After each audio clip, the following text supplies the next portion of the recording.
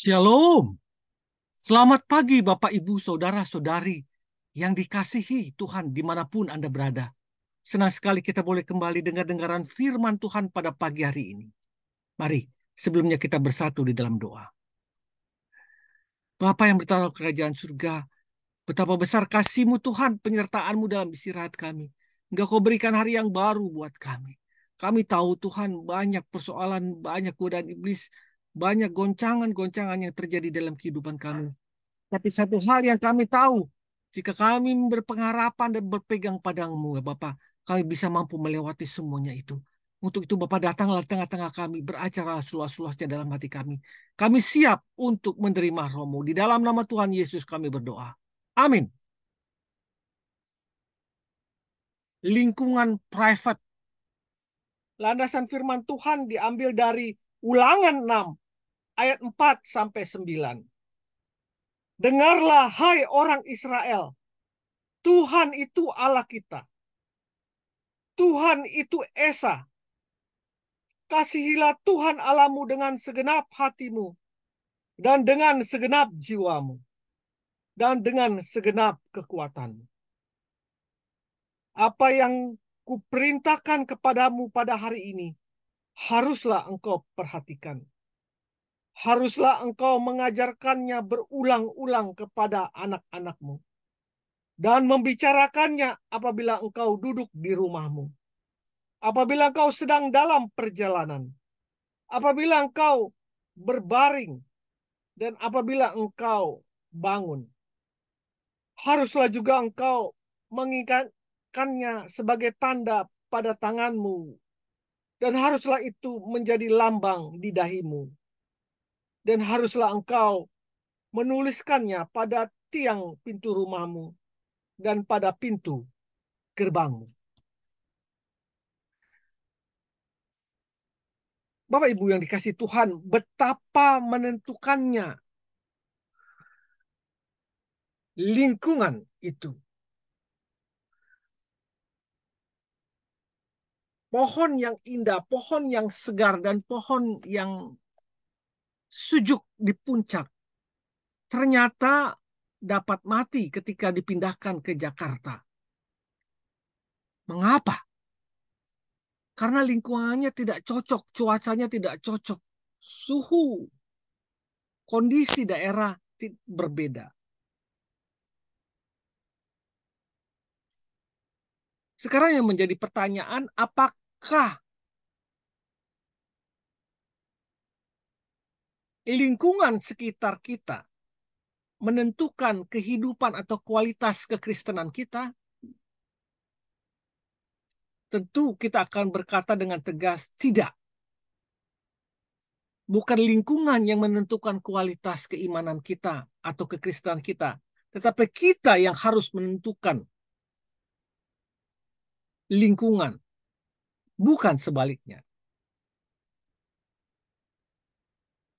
Hal ini benar karena kekristenan lahir dan bertumbuh dalam lingkungan yang sama sekali tidak bersahabat. Kita bisa ingat pertama kali jemaat mula-mula pada waktu murid-murid Yesus setelah Yesus naik ke surga, kondisi mereka tentu bukan biasa-biasa saja. Kondisi mereka masih dalam kondisi dikejar-kejar dan mereka berkumpul bersama dalam satu komunitas yang cukup sedikit.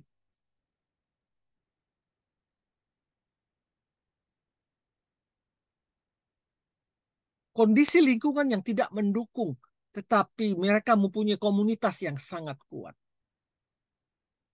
Sekali lagi, orang Kristen dapat hidup di tengah lingkungan yang tidak mendukung selama ia berhubungan dengan Allah. Sama seperti analog olahraga snorkeling, ya, di mana manusia bisa berlama-lama di dalam air karena dia menggigit snorkel, yaitu semacam pipa yang hubungkannya dengan udara. Sama seperti orang Kristen dapat hidup di tengah lingkungan-lingkungan yang buruk, lingkungan yang tidak mendukung, selama ia menggigit snorkel itu, selama ia berhubungan dengan Allah.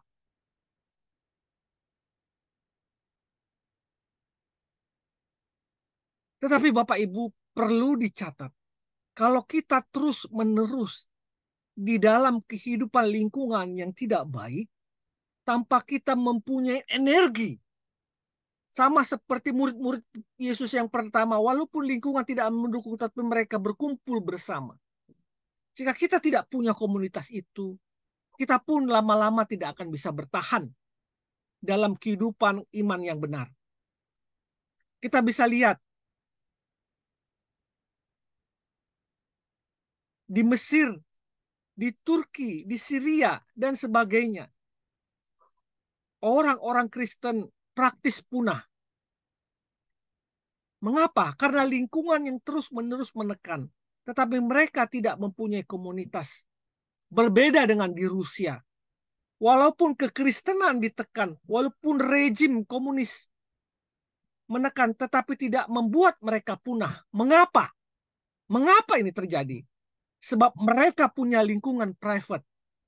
Lingkungan yang amat pribadi. Yang tidak bisa disentuh oleh tangan penguasa.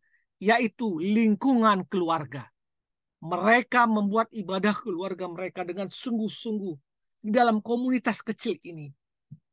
Dan dalam lingkungan kecil inilah, bukan di gereja, tetapi di lingkungan keluarga inilah, mereka merawat kehidupan iman mereka, bahkan menumbuhkan iman mereka hari demi hari semakin kuat, sehingga penguasa tidak mampu berbuat apa-apa. Kita bisa lihat juga Abraham, kita bisa juga lihat Ayub, di mana mereka juga merawat hubungan pribadi dengan Tuhan melalui keluarganya, melalui anak-anaknya. Sehingga hal itulah membuat dan menjadikan anak-anak mereka kuat menghadapi lingkungan yang tidak bersahabat. Bahkan lingkungan yang sangat buas di luar sana. Saya percaya kalau kita menumbuhkan lingkungan privat kita, menumbuhkan ibadah keluarga itu di dalam masing-masing keluarga, maka kelak hal itu akan menguatkan kita, menguatkan keluarga kita, menguatkan istri kita, menguatkan anak-anak kita untuk mampu melawan buasnya lingkungan di luar sana. Selamat pagi, selamat berkarya. Tuhan Yesus memberkatimu, memberkati keluargamu. Amin. Amin. Amin.